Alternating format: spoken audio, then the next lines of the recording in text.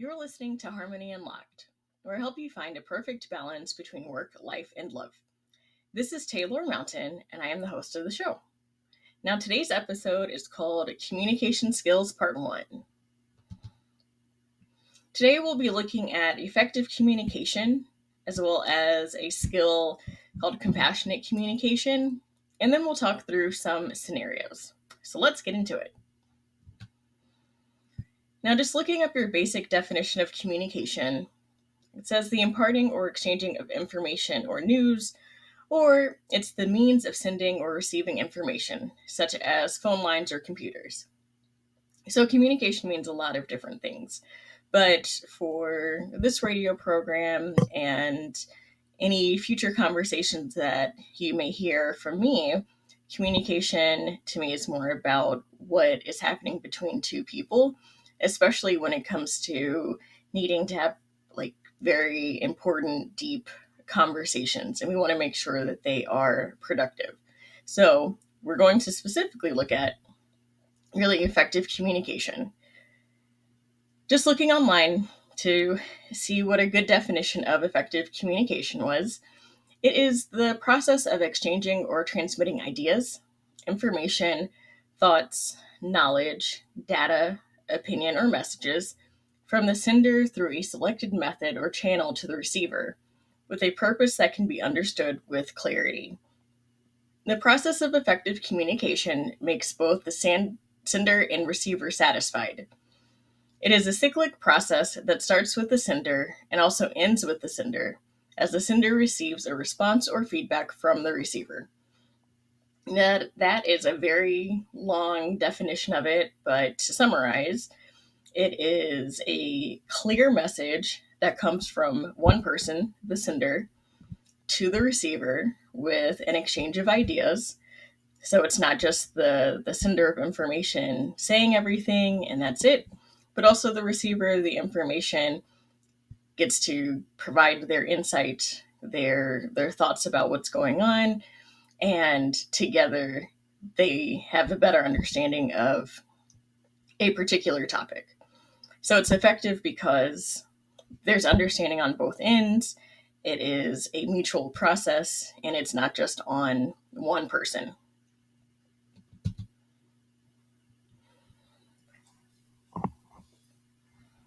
Looking at the characteristics of effective communication, this particular source says that it's a clear message, it has correct information, it's a complete message, it is precise, it is reliable, it is considerate of the recipient, and there is sender courtesy. So again, this is something that is clear, or a message that's clear. It's something that is reliable. It is given to the receiver in a way that they can understand it. And the message is, again, just understood. Very clear, very complete. Some examples of effective communication can be active listening, giving and taking feedback, having empathy, being respectful, responding to messages, having volume and clarity in messages, understanding nonverbal information, building friendliness and confidence, and adapting your communication style for the audience. So there's many different examples of effective communication, but this list right here is a very good example of that. As you're listening to this, what are maybe some other examples of effective communication that you can think of? Odds are it is probably an example of effective communication. However, if it is something along the lines of maybe yelling or raised voices, or it's just one person talking down to the other person, that I would say is not an example of effective communication. Or say this example of understanding nonverbal data, that's the crossing of arms, maybe turning your back. With kind of Zoom etiquette, it could be turning off your screen and not responding at least in a situation where there needs to be some kind of participation. So those would be examples of ineffective communication because in these cases you're showing that you're not trying to hear what the other person is saying, and therefore how's there going to be a nice exchange of information. So some of these examples might be used throughout the time that we are talking, and I want you to just keep these in mind.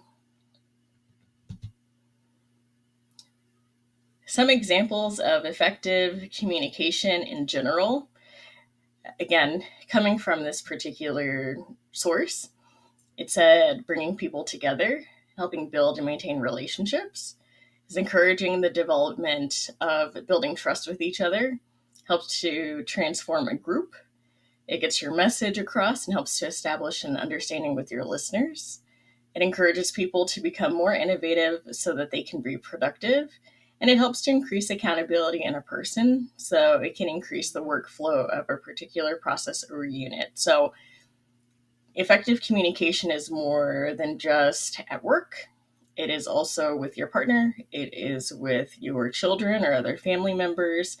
Maybe you're planning something with your neighbors, you're planning something within your family, maybe it's a reunion. There are a lot of different aspects where this effective communication comes into play. And I think we sometimes tend to forget that because for work, we need to make sure that our supervisor understands us, the customer understands us. So we really pay attention to that, but sometimes we don't necessarily apply that when we are talking to our partner or talking to our children. Some other effective communication examples for the workplace are that, effective communication can help you build an efficient team and manage the team members and other employees. It can enhance your innovation and creativity, and you can reap its fruits as multiple benefits. It can help you grow your company at a fast pace, and you can retain more and more sincere employees in your company with the help of effective communication. Additionally, it will help you to build strong relationships among employees and get more opportunities for your company.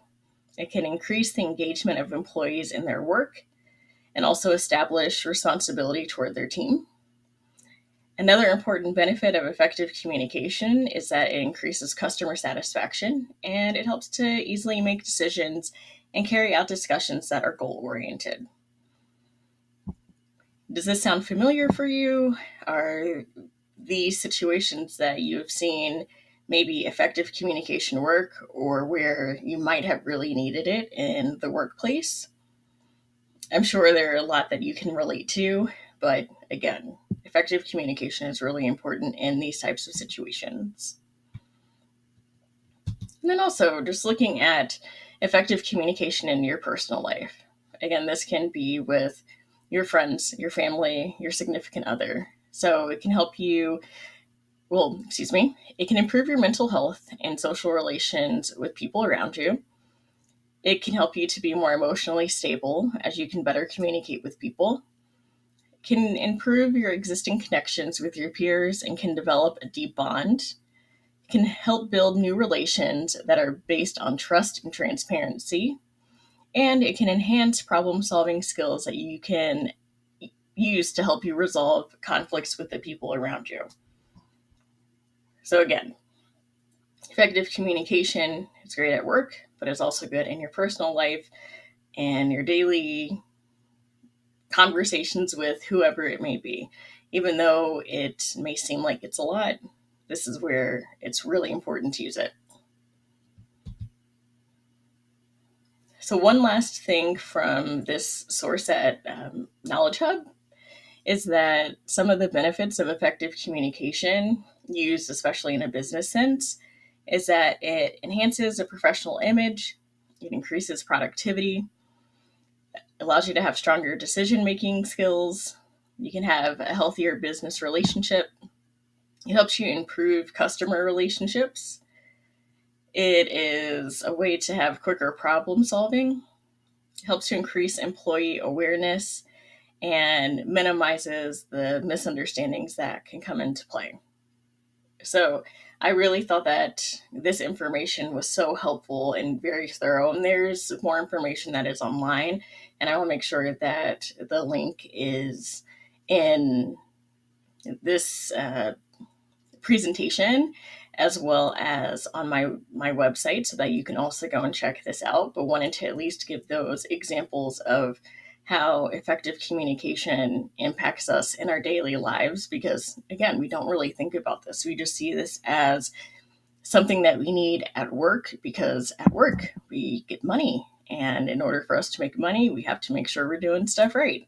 So what are we going to do? We're going to make sure that we are putting our best foot forward, we're asking the right questions, we're presenting ourselves in the best manner, so that our supervisor knows the kind of employee we are, and therefore we get the money that we deserve for putting in all of this time and effort. But effective communication is so important at home. And again, something you'll hear me talk about just throughout our time together, because these are the people that we spend a lot of time with, and the ones that we share, personal information with. So that's just something to keep in mind. But speaking of relationships, we'll move into this topic of compassionate communication. Now, compassionate communication is a tool that I learned from a previous supervisor named Michael W. Glavin. He's a licensed marriage and family therapist. And this tool was given to all of the associate therapists to use with our clients. And I just thought it was very helpful to use, that wherever I have gone now, I still utilize. And a lot of clients have found it to be very helpful. And it's not an easy tool to use, nor is it one that you can just easily take into a heated discussion with your partner and expect them to fully understand and engage using this. So I want you to keep that in mind as we learn more about this skill and other skills. That one, these aren't necessarily easy, but are very helpful. And two, it just requires a lot of practice, as it would for anything that you're doing that is new. And I just encourage you to still use it when you can. All right. So, with this compassionate communication, we focus on two people that are having a conversation. The example that is used by MFT Glavin is you have two partners, partner one and partner two. Partner one is the person that is bringing up whatever the situation is, and partner two is the one that's receiving the information. The tools that I will be giving are for partner one and then for partner two, but both people will be using the same information. So it might be a good time to get your pen and paper so you can write down this information and take note, because it's very helpful, but there are some different parts to it. And hopefully that doesn't seem too daunting, but in order to make something better, it does take a little bit of effort and work and information. So just keep that in mind. You'll be able to use this. Take some practice, but you will see changes. All right. So with partner one, we are looking at the situation or the action, the feelings, and the thoughts. Why? Because these are three separate aspects of what it means to have an experience. So the action could be that, let's see, it's raining outside, and your partner saw that it is raining and came and brought you an umbrella because they didn't want you to continue getting wet, and you thought that that was a very kind gesture of your partner, and you want to let them know what you felt about that and what you thought about that. So partner one would say to partner two, when you brought out the umbrella to me when it was raining outside earlier today. I felt loved and cared for. And I thought that was such a kind gesture. And I thought that you really do care about me. All right. So, again, we have that partner one. They're describing a situation or an action that was um, the partner bringing out an umbrella because it was raining outside. Then you describe the feelings, which partner one felt loved, and you described the thoughts. And they thought that they were cared for by their partner. All right. So now we are going to look specifically into each of these parts again to still describe these different actions because it can be in a positive situation or maybe in a negative situation, and then look at the feelings and look at the thoughts. And please try and keep in mind again that these are three separate things. Okay. So with the action part, these actions again can be for something good that has happened. Maybe you want to have more of that go on. Again, your partner bringing you an umbrella when it's raining outside, or it could be for a negative situation. You don't want this to continue and you want to find another way to have this change. So, just examples, and these are very random, but it could be like celebrating a birthday. Your partner like threw a surprise party for you. You want to talk about that. Maybe it's that your partner drove you to an event and it was because you were rushing, you didn't know how you were going to get there, and then they said, "Hey, babe, I'll take you." It could be also that you're in a disagreement and your partner was yelling and you don't really like yelling. Or maybe everyone's cleaning up and someone threw away something that was very special and important to you, and this really hurt you because it reminded you of a parent, something like that. So again, these could be positive situations, negative situations, but it helps to describe exactly what you're talking about so everyone is clear. And I'm the kind of person that likes to know, like, wait, what are we talking about? Because there were certain things that happened today, and I don't know which one we're focusing on. Oh, okay, it's about the fact that we were cleaning up, and I threw something away. Got it. Okay, that's what we're talking about right now. All right, so that is kind of step one. Step two is looking at the feelings. Now, feeling is the like emotion words, the feeling words, the adjectives. Are you scared, excited, upset, disappointed, uh, joyful, proud? What is it? Those are feelings. So we have this umbrella situation, and we described that the partner brought the umbrella out to you because it was raining, and this made you feel loved, right? So that is an emotion. Now, quickly looking at part three of the thoughts. Thoughts are not feelings. I know that sounds weird, but these are two separate things. So, if there is any time that you're like, I feel like, or I feel that, odds are you're probably using a thought rather than a feeling. So, these are maybe other pieces of information that come to mind outside of you're feeling loved, cared for, angered, excited, worried, concerned. All right. So these thoughts could mean, oh, I thought that they could be cheating, that they love me, that they think I'm important, that this relationship won't work, that things won't change in the relationship, that there's hope for the future. Now those are they're using emotions. However, the way that it is being described is not in the form of a feeling.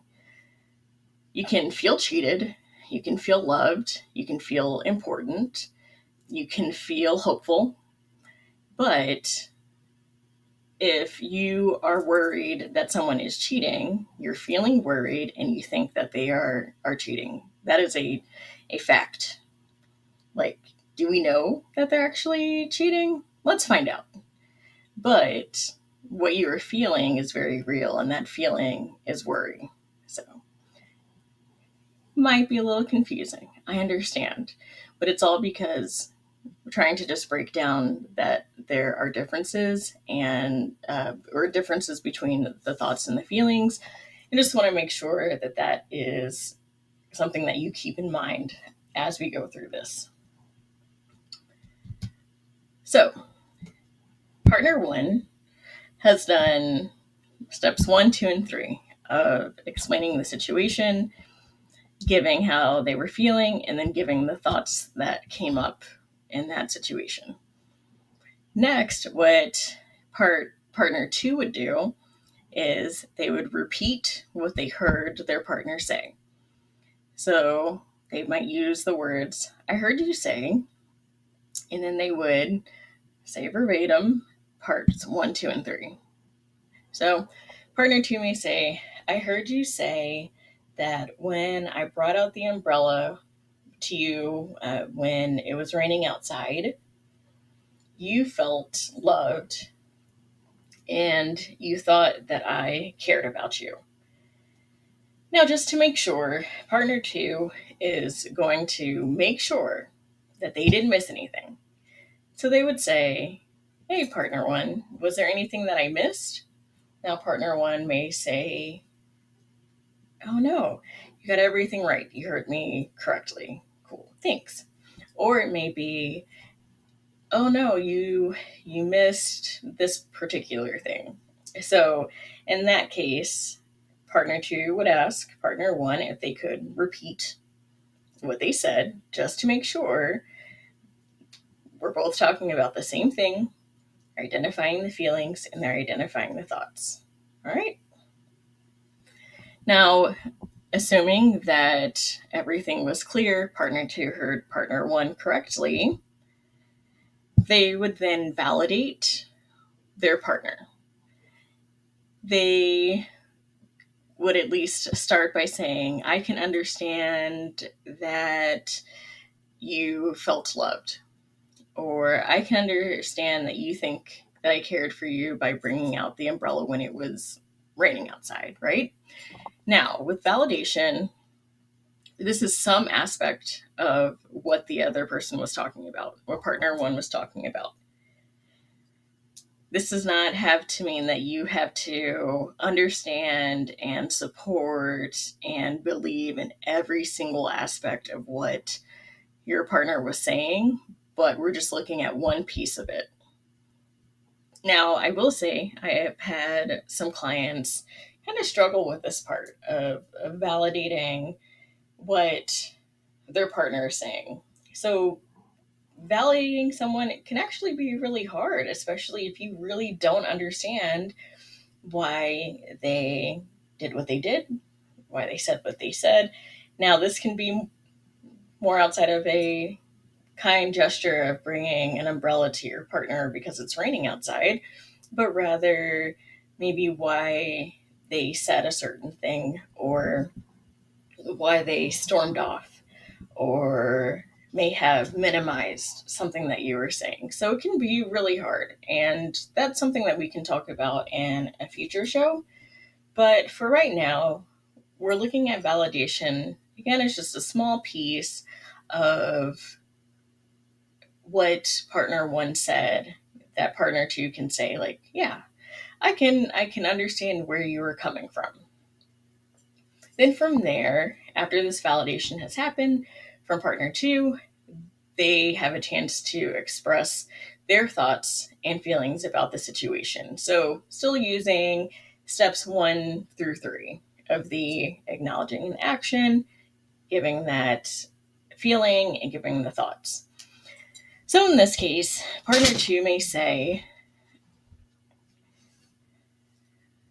sorry for that sound, I'm going to start again talking about validation or what they would do after they validate their partner. Okay, 3, 2, 1. So after you have validated your partner, you now have a chance to express your own thoughts.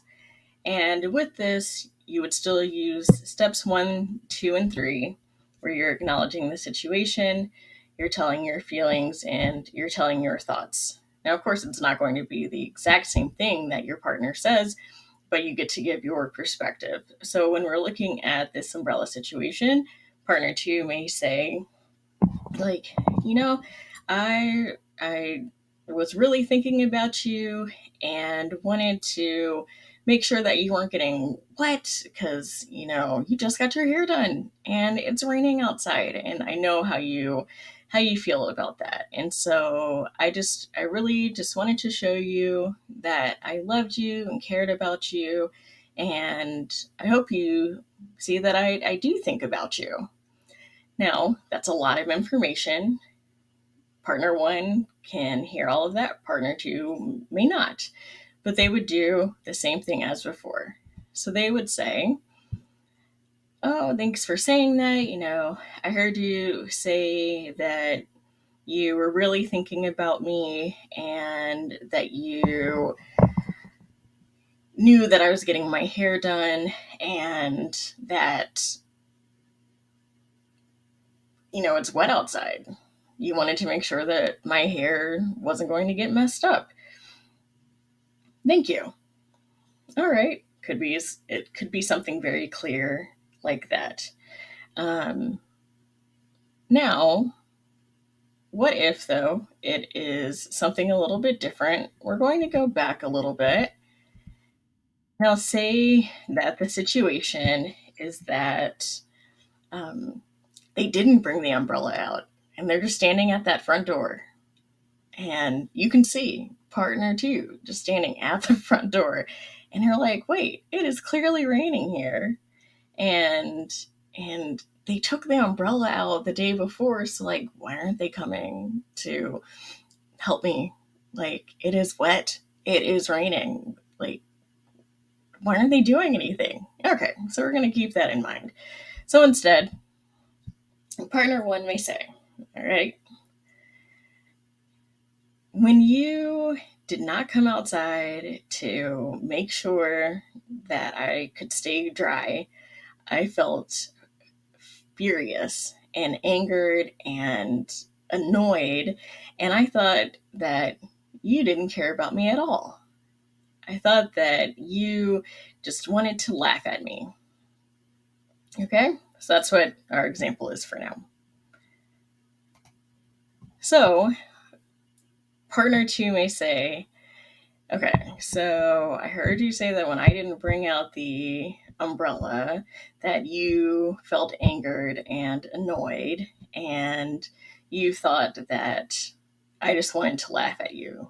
Was that it? Like, was there anything else I missed? Partner one's like, yeah, that's what I said. Okay, it's okay. Partner one's a little upset right now. That's fine. So partner two will say, like, no, I can understand why you would be annoyed by me not bringing out the umbrella.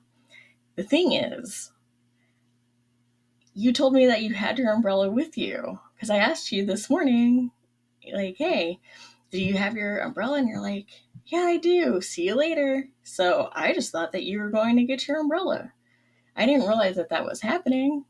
So, no, I wasn't trying to laugh at you. I just thought that you had it because that's what we talked about before. All right. Okay. So, partner one could come back and say, all right, so I heard you say that earlier today before I left, you asked if I had my umbrella, and I said yes, and then I left. So, this afternoon when I came back and you saw me getting out of the car, you didn't think anything of it because we had this conversation earlier. Yeah? I'm like, yes. Now, we'll say, maybe there weren't any feelings that were involved there. These were just thoughts. That is okay. But you're still trying to make sure that you heard everything correctly from your partner. What ends up happening in this kind of situation is that partner two and partner one will continue having this conversation to make sure that things are kind of aired out and cleared up. Where partner one would then say, "Oh yeah, we did have that conversation. So I did have my umbrella. It's just I left it at work." Okay, so they did have it, but now things kind of change. So then you have partner two that's seeing you standing at the door, seeing you get out of the car, thinks that you have your umbrella because we did talk about that before. Unfortunately, partner one is still thinking about the fact that they're getting out of the car. There's no umbrella that is showing up. So shouldn't partner two be coming out and keeping you from getting wet? That would be a reasonable assumption. However, that wasn't anything that was fully talked about, right? So maybe from here, partner one and two would then talk about what to do in the future if, say, one of them doesn't have an umbrella. Maybe it's giving a call earlier to see if they can bring out the umbrella and make sure that they are staying as dry as possible. But I get to that these conversations don't really happen like that, right? What ends up happening is partner one comes back home. They're upset. They bring this up with their partner, and now partner two feels attacked. So what are they going to say? They're like, "Why are you yelling at me? How am I supposed to read your mind? Why are we talking about this? We talked about this before." So now there's a whole bunch of confusion. There's not a lot of understanding, and this conversation has completely gone off the rails. So in this time, maybe there's a timeout that can be called. With timeouts, you must use the word timeout or some type of code word that you both have agreed on. From there, you must set a time limit. So this could be a default time of 1 hour, it could be 30 minutes, it could be after you all have dinner, but there's a specific time that is set up. Now, whoever calls the timeout needs to also re-engage and have you both come back, hopefully, using these compassionate communication tools. So, timeouts are used so each person can calm down, they can tune into how they are feeling, and they can figure out how they can speak without having any attacking or defensive words or responses. And so, with that, you can both have a conversation that is actually productive or helpful, and you two can clear things out. Now, if your partner does not respect the timeout, call it again and leave the room. But if your partner does not respect the timeout, call it again and leave the house. So the point of this is to make sure that you two are in the right mindset so you can actually talk through this situation.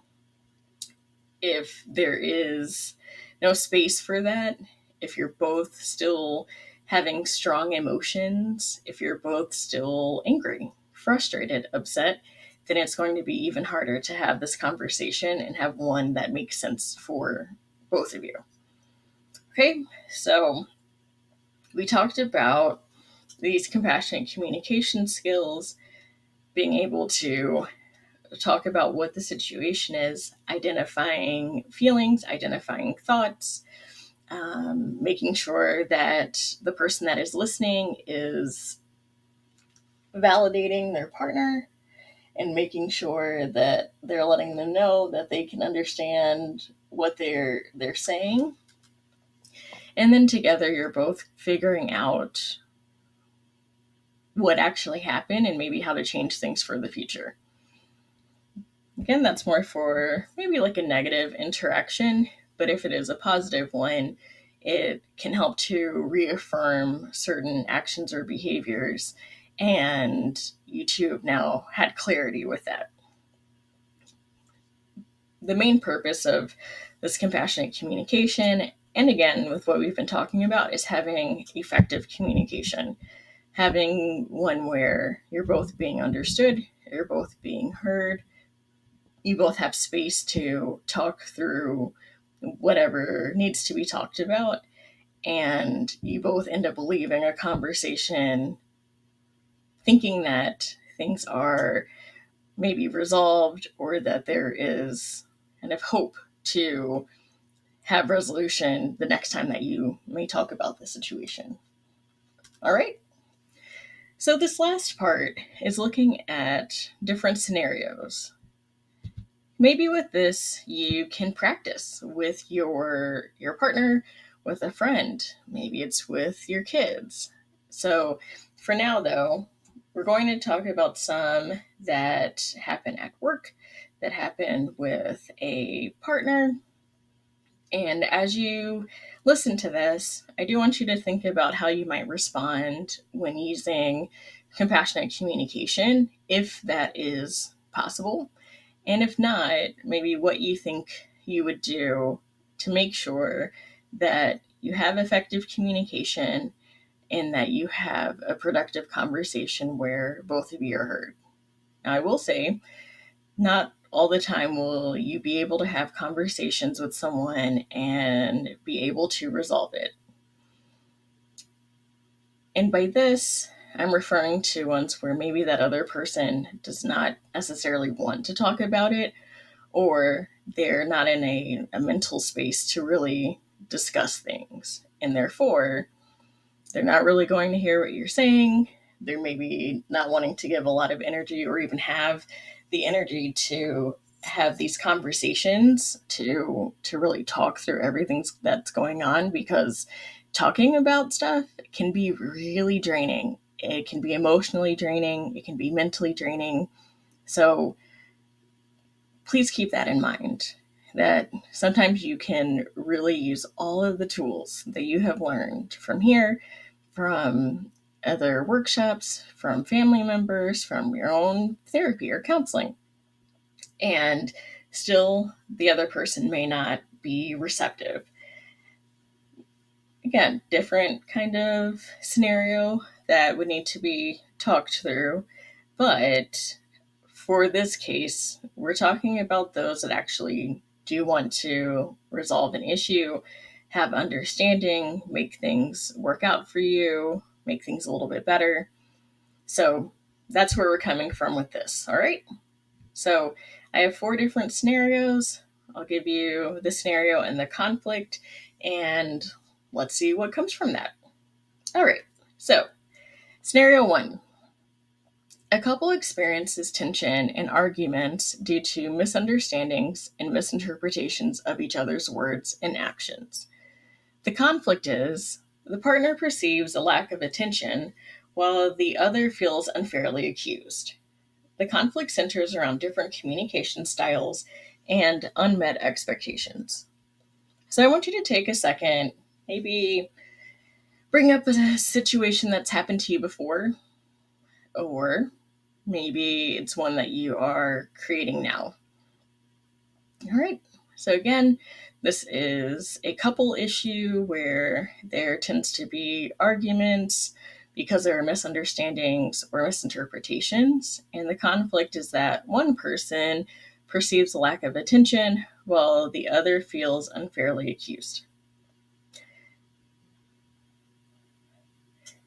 So for this, you might use compassionate communication skills, where partner 1 may want to bring up that there are things that they say to their partner.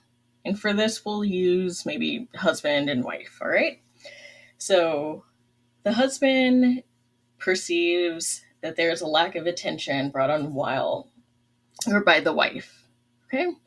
And then on the other end, the wife thinks that they are unfairly accused of a situation. So the husband may say, honey, we really need to talk. We've had this issue over and over again, and I don't really understand why this keeps happening. It makes me feel unheard and maybe a little bit invisible. And it makes me think that you are just not paying attention to me. So, using compassionate communication skills, which would require everybody to kind of calm down a little bit, take a moment to process everything. The wife may say, okay, so I heard you say that throughout this issue that keeps coming up over and over again, it makes you feel invisible and makes you think that I'm not paying any attention. Is that right? Yes, honey. That is correct. You heard everything right. All right. Well, I'm sorry that that has come up. I can understand why you think that I'm not paying you any attention. Um, but I kind of feel the same way too. I feel attacked and I feel wrongly accused and think that you just are putting all of this on me, that this continuous issue that we have is all my fault. But it isn't. There are times too where I talk to you and you just continue working, you continue doing other things. I ask you a question and I don't really hear anything back. So it's just like I'm talking to a wall. I don't really understand. Now, to just take a moment here, we have both partners expressing very similar things, that they're not being heard, that their partner isn't paying much attention. And in this case, the wife is saying, like, yeah, I think the same thing is happening.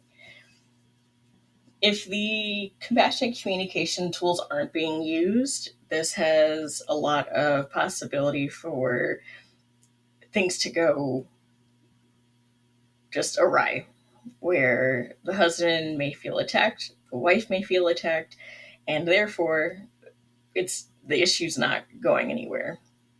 But again, trying to believe that they're using these skills, they would both be able to talk through here of, oh, okay, so it sounds like we have a similar situation. We are thinking the same thing, we're feeling the same thing.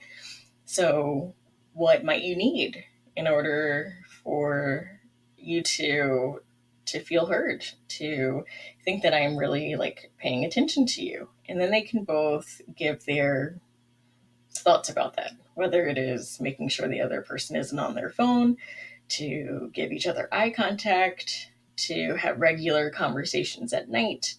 Maybe it is to make sure that they're not in the middle of something so they can schedule a different time to actually talk about something.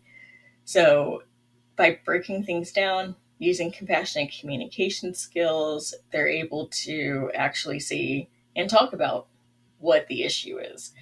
So, slowing things down, being able to listen to each other, and confirm that they're hearing each other correctly, they're then able to resolve the issue.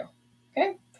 Now, these are situations clearly that are going to resolve well. Why? Because I'm a therapist and I've seen these examples and I'm giving them to you in a way that can be understood.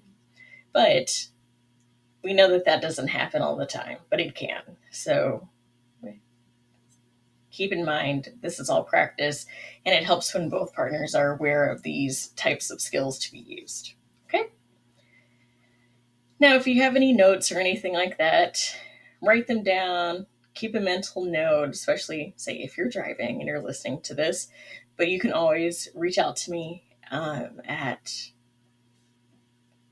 yourtailoredliving@gmail.com if you have any questions, and I'll make sure that I get back to you.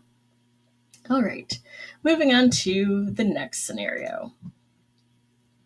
There are two colleagues who are working on a project with tight deadlines. However, they have conflicting ideas about the project's direction and how to allocate resources. So the conflict is that one colleague prioritizes efficiency while the other values thoroughness. This leads to disagreements on the project strategy and can impact overall team productivity.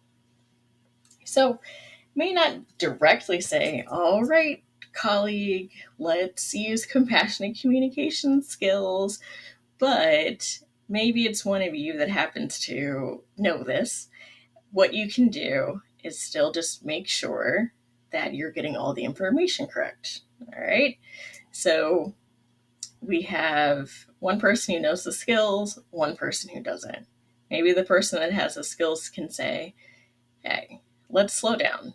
Let's figure out what you think is important, see what I find important, and we can determine what is helpful there. If there's questions, we can ask them. What does this mean? What does that mean? And make sure that there's clarity for each of these parts. Then, if there are parts that don't make any sense or they can't be used, it's okay to say, I don't think that that will be most helpful for this project. I think this might be helpful. Okay. Maybe that partner doesn't really agree with it and they think it should be something else, like the one thing that they have been using. Okay. Maybe it's a place to ask yourself, will this actually hurt the project? Or if they use their way or your way, that the results are going to be the same. Okay. This does require someone to be the bigger person. Odds are situations are not that bad. So if they did use another person's idea, you'll probably get the same results, and that's okay. If it isn't, and you know that this is something that can hurt the project because you have been at that job for many years, you are experienced, and this is someone that is new, very green, and just really unsure of what they're doing, it could be a matter of just still acknowledging that this is something new and this is a way that things can be learned. Maybe you'll find that there's something that you didn't know, or it is really maybe advocating for what you're saying and using a part of what the green person has said. So there are different ways to kind of handle this situation. And if there's still some confusion, I would suggest asking open-ended questions to find out more about maybe why a person is so set on using a particular tool or a skill or project idea. Now, open ended questions are ones that do not lead to an answer of yes or no. They leave space for additional information. So if you're asking, did you do this? The answer you're probably going to get is yes or no. Or if it is a, can you do such and such? Again, the answer is a yes or no. However, if it is a matter of, um, why do you think that we should use this? There's more information that can be given. That's more space for you to hear their thoughts about something and why they may want to use it. So it's maybe more about being the bigger person, being the one that might be more experienced, and then later having a conversation with the colleague about how you did not think that you had much space to present your ideas and that it made you feel small. It made you feel unimportant, or it made you feel um, separated from the team, like disjointed and all of that, disconnected. So, some ideas for that one, whether it is using the compassionate communication skills after the project is done or during the situation, mainly focusing on how you two can work together. All right. Let's see. For 3, we have a scenario where roommates are arguing over the use of shared spaces and resources in their apartment, such as the kitchen, the bathroom, or common areas. And then the conflict is that one roommate feels that the other is not contributing equally to household chores or respecting shared spaces. So this can lead to frustration and tension within the living arrangements. So I would not say that the compassionate communication skill is the place to start with this. Again, maybe something for afterwards and how you'd like to handle situations in the future. But for this one, it might be helpful to break down each particular chore and decide mutually of what that means that needs to be done, and then how often that needs to be completed, and then who will do it. This is something that has come up not only with the college students that I have worked with, but as well as um, spouses or partners that have lived together, whether it has been for a couple of months or a couple of years. These conversations need to be very clear, and it helps too, I think, to be documented, only so that you can be like, oh, right, we said that we were going to clean the living room every Saturday, and because of that, let's see what works best if we're going to wait for a full 7 days before cleaning up the living room. Okay, so this could be at any stage, roommates or you are husband and wife living in a house together. So again, breaking down what each of the chores are, seeing what the specifics are of that, how often, what needs to be done, what counts as it being clean versus not. Again, because there's differences between how people were raised and what's considered clean, what's considered being like spotless, what's messy, all of that. So, really breaking down each of these things so that they can both know what each other needs to be done. And our last scenario is this. So, parents are in a disagreement about how to discipline and raise their children. One parent is more lenient while the other is strict, causing conflicts in their parenting approach. With that, the disagreement stems from differing beliefs about what is best for the children, leading to arguments and potential confusion for the kids. So, this is a big one.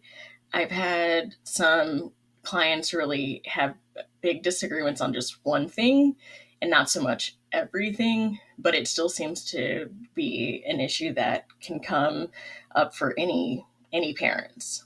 So, with this being a couple, or whether it's two parents that are talking about co-parenting, there is that part of compassionate communication that might be helpful to make sure that these conversations are productive, meaning that it might be worth talking about maybe some more background of upbringing, or saying that when we have these conversations, they don't really turn out very well. I think we're both very passionate about our how we think parenting should be, and whenever we have this conversation, I feel really stressed out and tense, and it makes me think that this conversation is just going to go in the way that you think is best, and I won't have any part of actual parenting. So, using some compassionate communication skills, as well as just clarifying everything. And, if it really comes to it, it's okay. Go see a therapist just to have somebody else help you talk through it.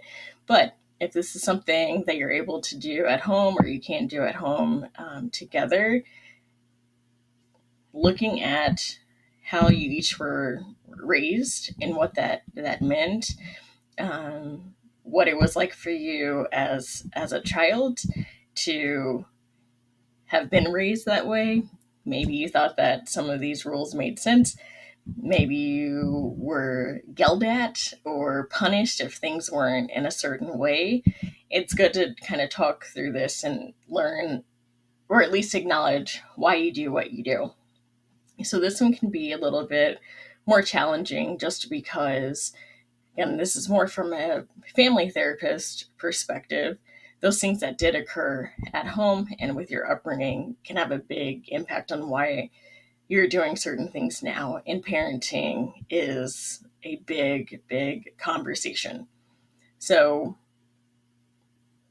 this can go different ways, but it is helpful to identify what your experience was, then for both of you to see what it is that you both would like your kids to learn, and for both of you to see what some of the benefits are for what the other parent is saying is important, because there isn't really a right way to parent, in the sense of, like, okay, if your teenager decided to take the car out and they didn't come back at their agreed curfew time, and one of you's like, no, you're supposed to be back at midnight, we settled on this is really a problem, and maybe they got in at 12:15 versus saying like 4 o'clock in the morning, because that's a big, big difference. But maybe there's that window, and the other parent is like, okay, it was 15 minutes, it's not that bad, like, it's okay. Maybe there are ways to see that, all right, a grace window or grace period isn't so bad, you can do a grace period.